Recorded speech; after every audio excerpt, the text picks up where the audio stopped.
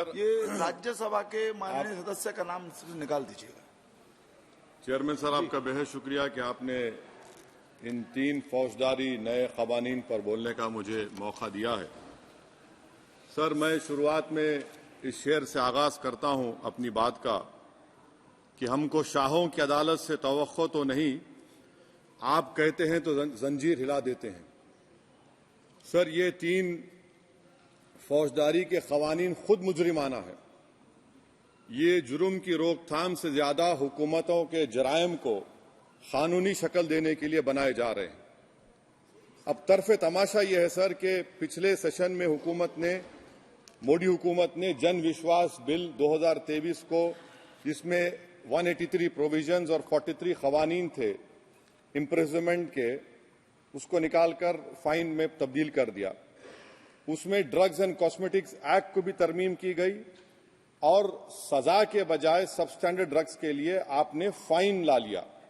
तो मैं ये बोलना चाहूंगा सर कि सबस्टैंडर्ड ड्रग्स के मैन्युफैक्चर के लिए आपने जेल के बजाय फाइन उसमें तब्दील कर दिया तरमीम करके। तो ये जरूरी है बोलना इस ऐवान में कि जन विश्वास के नाम पर आपने इस सबस्टैंडर्ड ड्रग्स से अवाम को खतरे में डाल दिया।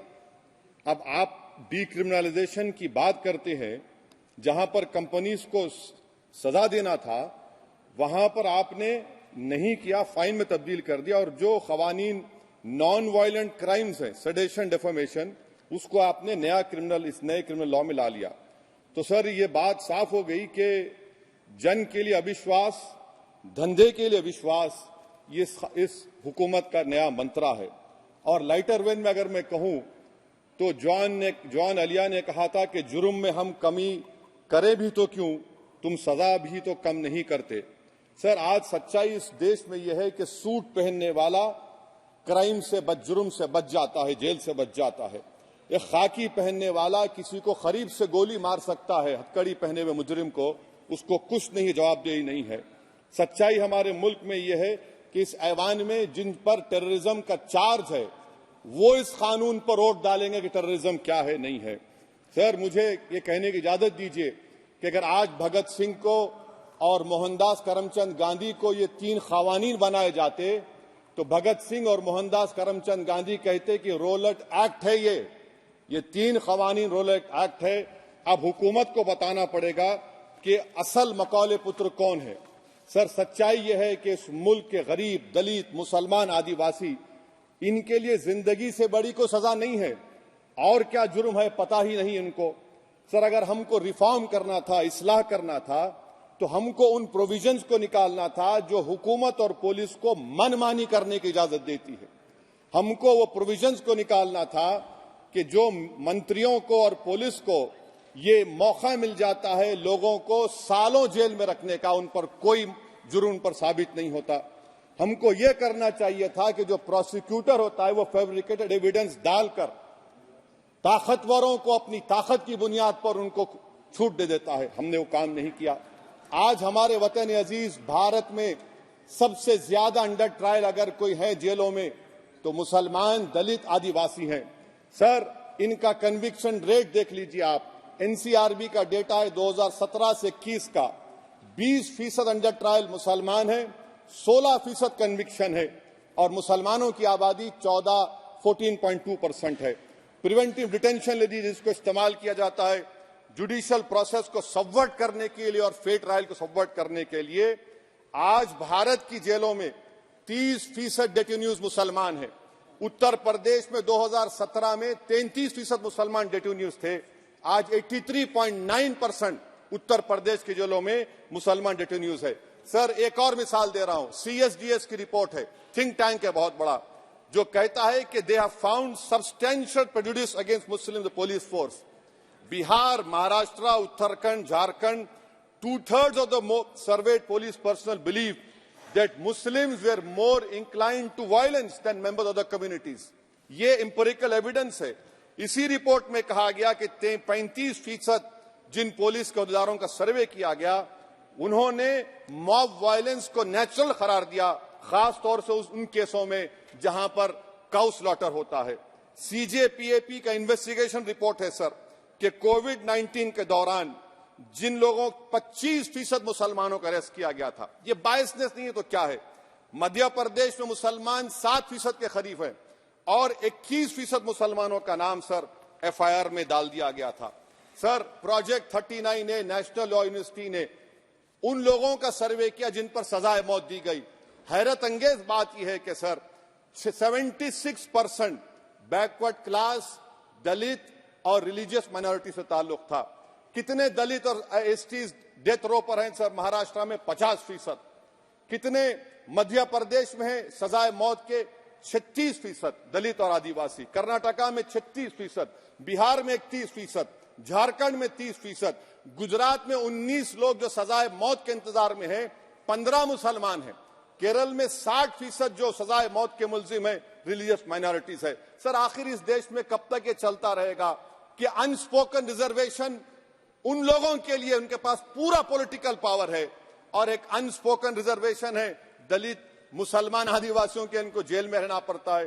कि आखिर ये कैसे मुमकिन है सर कि आलाजात के जो अक्सरियती तबके के लोग हैं उनके पास सियासी ताकत है, माशी ताकत है, सोशल ताकत है और मुसलमान और दलित आदिवासी जेलों में पड़े रहते हैं? अरे अगर आप 3 कानून लाकर इस्लाह कर रहे हैं तो कौन सा इस्लाह है? आप तो ताकतवरों का रिफॉर्म कर रहे हैं, गरीबों को इससे क्या फायदा हो रहा है?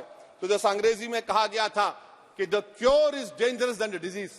सर अब आप आ जाइए BNSS पर, क्लॉज 187, डिटेंशन का पीरियड देख लीजिए सर 187(3) में, यानी 15 दिन से ज्यादा आपको मुश्किल है प्रेजेंटली। अब आपने प्रोविजन दे दिया कि 90 दिन तक आप कभी भी 5 दिन का, 6 दिन का, 10 दिन का, यानी 90 दिन तक किसी को बेल नहीं मिलेगी। और हैरत अंगेज बात यह है कि यूएपीए के कानून में जिसको जेल में डाला जाता है यूएपीए में, 30 दिन के बाद एक सुपरिटेंडेंट ऑफ पुलिस को कोर्ट में एफिडेविट देना पड़ता है कि क्यों आप पुलिस कस्टडी ले रहे हैं जेल से। आपने वो भी निकाल दिया। यानी जिस किसी को भी आप इस कानून में अरेस्ट करेंगे, यूएपीए से ज्यादा मैं 90 दिन जेल में रहूंगा। और कौन रहेगा जेल में? मुसलमान रहेगा, दलित रहेगा, आदिवासी रहेगा और बेल उसको नहीं मिलेगी। तो ये खुद सुन लीजिए, तो यानी कन्विक्शन नहीं होगा, ना बेल मिलेगी क्योंकि पुलिस कस्टडी है। ये कानून में है सर, आप मुझे करेक्ट कर सकते हैं। अच्छा, DK बासु के गाइडलाइंस को आपने अडॉप्ट नहीं किया। क्लॉज 53(1) आप ये भी नहीं कह रहे कि भाई कौन उसको एग्जामिन करेगा? तो discretion of the medical practitioner. अरे आप ये पुलिस में जब जाते हैं तो पुलिस इतनी खातिर तवाज़ो करती है कि तलवों से लेकर जिस्म तक पूरे निशानात उसके जिस्म पर रहते, और आप कह रहे हैं कि मेडिकल प्रैक्टिशनर डिस्क्रेशन करेगा तो होगा। अब आप आ जाइए सर इसके ऊपर आपको बता रहा हूं सर। अब आप देखिए क्लॉज 187 तो आपके सामने जिक्र कर दिया मैं सर। अब आप देखिए क्लॉज 472 मर्सी पिटीशन, आर्टिकल 79 और 161 का कॉन्स्टिट्यूशन का हिस्सा है, और ये आप कानून लाकर कहती हैं कि उसकी तरफ से मर्सी पिटीशन डालेगा तो कन्विक्ट, लीगल है, अदर रिलेटिव। सर, जो सजाए मौत काटेगा वो तो आधा पागल हो जाता है जेल में। आप थर्ड पार्टीज को मौका नहीं दे रहे। ये कौन सा इंसाफ है बताइए आपका? ये कौन सा इंसाफ है आपका? और फिर सर आप ये बताइए कि थर्ड पार्टीज को बाहर कर रहे हैं। अच्छा, कितना टाइम आप दे रहे हैं? कितना टाइम आप दे रहे हैं कि सुप्रीम कोर्ट के रिजेक्शन ऑफ SLP के बाद 30 दिन और गवर्नर के रिजेक्शन के बाद 60 दिन? ये कैसा इंसाफ होगा सर? सुप्रीम कोर्ट ने कहा कि multiple mercy petitions can be filed, आपने उसको भुला दिया। अच्छा सर, अब आप एक और बात देख लीजिए। क्लॉज 479 में ये कहते हैं कि अगर कोई डिटेंशन पीरियड अपना 1/2 ऑफ द क्राइम जो ऑफेंस का पूरा कर लिया तो उसको बेल मिलेगी। आप तो उसको और खतरनाक कर दिए हैं। आप ये कहते हैं, उसमें ये कहते हैं सर, यहां पर आपने कह दिया क्लॉज 187 में, सॉरी सर, ये डिटेंशन मल्टीपल क्लॉज 479 में अगर एक से बढ़ के ज्यादा ऑफेंस होगा या ऑफेंस होगा लाइफ इम्प्रिजनमेंट का या पेंडिंग होगा तो उसको बेल नहीं मिलेगी। अरे हम तमाम तो, ऋषिकांत दुबे आप पर जब केस लगा, आपने कहा कि आपकी गाड़ी पर हमला हुआ, मैं जानता हूं, आप पर तो एक सेक्शन नहीं लगा, कई सेक्शन आप पर लगा दिए गए, तो फिर मुझे बेल नहीं मिलेगी। ये क्या कर रहे हैं आप? किस लिए कर रहे हैं आप? आप अंदाजा भी लगा रहे भाई आज आप वहां बैठे कल आएंगे इंशाल्लाह, फिक्र मत करिए। पावर इटर्नल नहीं होता, ये तो कुदरत का निजाम है कि जो गंदगी करता है तो उनके लिए किसी और को मौका मिलता है, मगर आपको आना पड़ेगा एक दिन। आप ये गंदगी कर रहे हैं।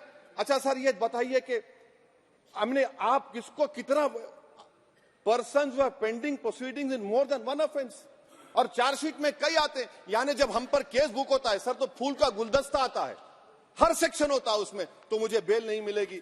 तो ये एक बात है सर। फिर आप आ जाइए सर, मैं आपको बताना चाहूंगा सर, यहां पर आपको सॉरी सर ये इतना बड़ा बिल है।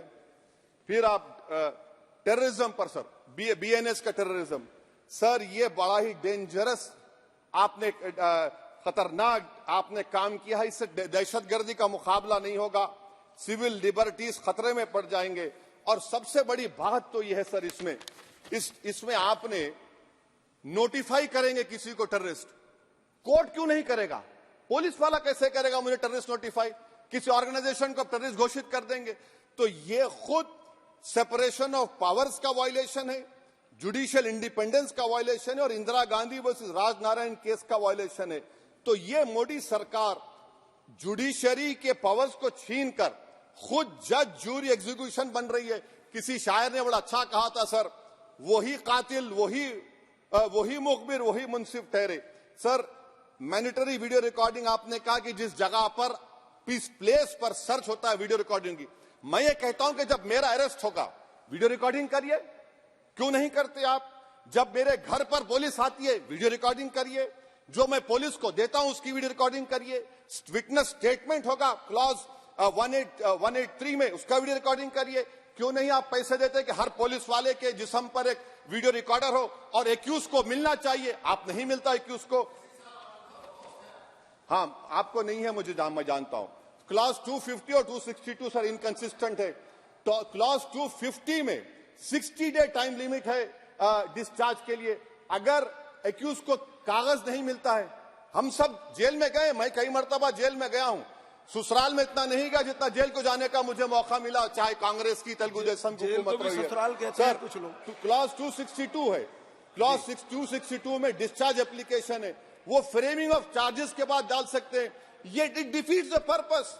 What is the discharge application which is to prevent police from using delay tactics? Discharge always precedes framing of charges. आप मैं उस वक्त तक डिस्चार्ज नहीं डाल सकता जब तक कि वो नहीं होगा। अच्छा क्लॉज 251 263 देखिए sir, time limits for framing of charges in cases of session trials 60 days of first framing charges, warrant charges should be 90 days। मगर आपने क्या किया, होशियारी देखिए, बर्बाद करने का कहानी। 193(9) डाल दिया आपने, Can it prescribes a 90-day time limit for further investigation?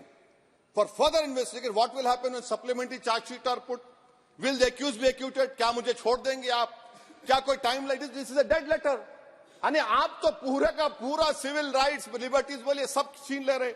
अच्छा सर इसमें आपने लिंचिंग का एक कानून बनाया बीएनएस में, सेक्ट क्लॉज 103 में।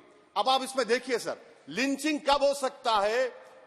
जब आप ये बताएंगे कि ये पर्सनल बिलीफ पर मारा गया, किसी को जेंडर पर मारा गया, कास्ट पर मारा गया। सर आप तो एक्यूज को तो मौका दे रहे हैं छोड़ने के लिए, आप तो एक्यूज को मौका दे रहे हैं। अच्छा पर्सनल बिलीफ में रिलीजन क्यों नहीं लिखते भैया आप?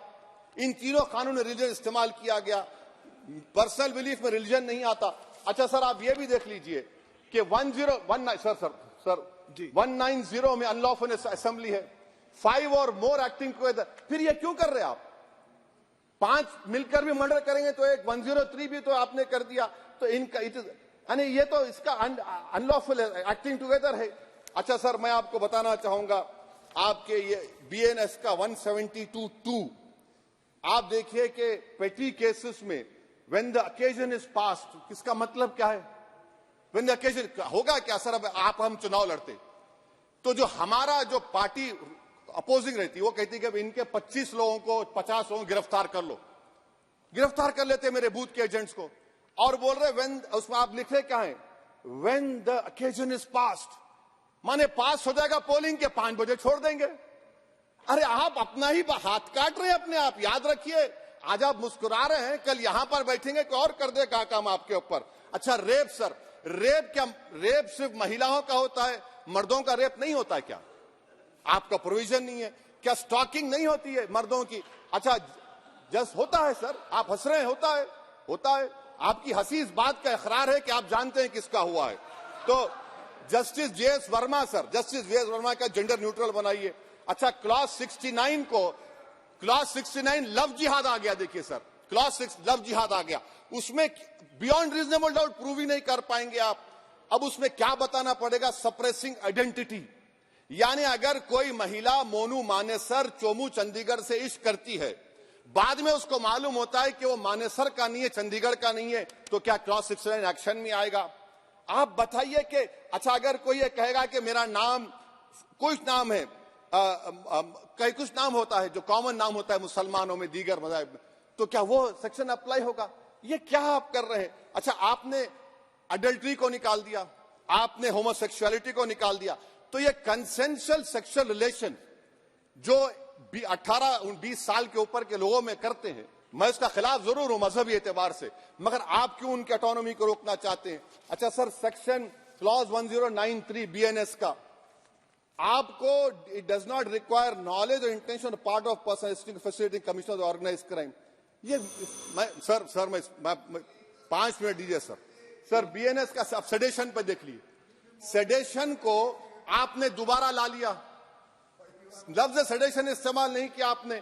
3 साल से 7 साल आपने सुप्रीम कोर्ट को अंडरटेकिंग दी थी कि प्रोविजन नहीं लाया जाएगा।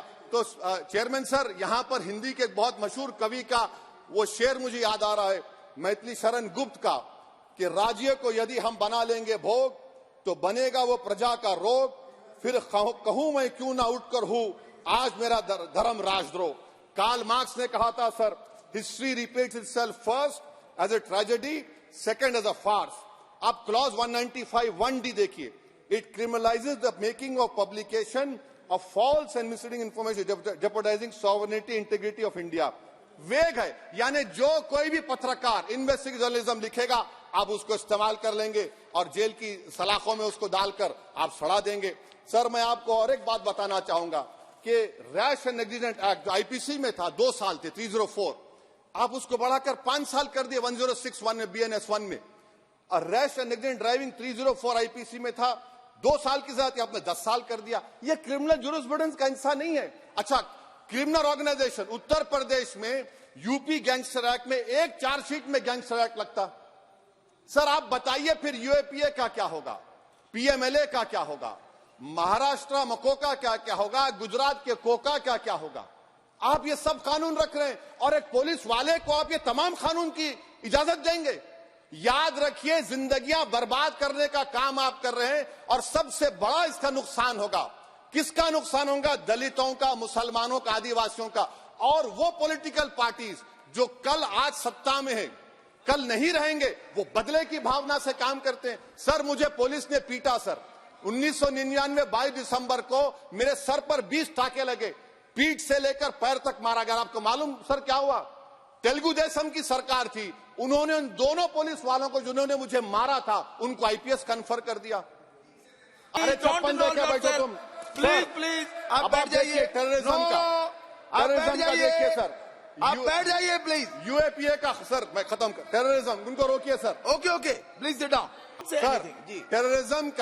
टेररिज्म का डेफिनेशन में आप देखिए, यूएपीए का सेक्शन 16 क्लॉज 113 में आ गया, यूएपीए का सेक्शन 15 क्लॉज 131 में आ गया। देख लेंगे उसको, देख लेंगे। यूएपीए का आपत्तिजनक अंश निकाल दिए जाएंगे। यूएपीए का क्लॉज 18 113(4) में आ गया, यूएपीए का क्लॉज 18 113(3) में आ गया, यूएपीए का क्लॉज 20 113(5) में आ गया, यूएपीए का सेक्शन 19 113(6) में आ गया। अरे भाई साहब फिर क्या बचा है?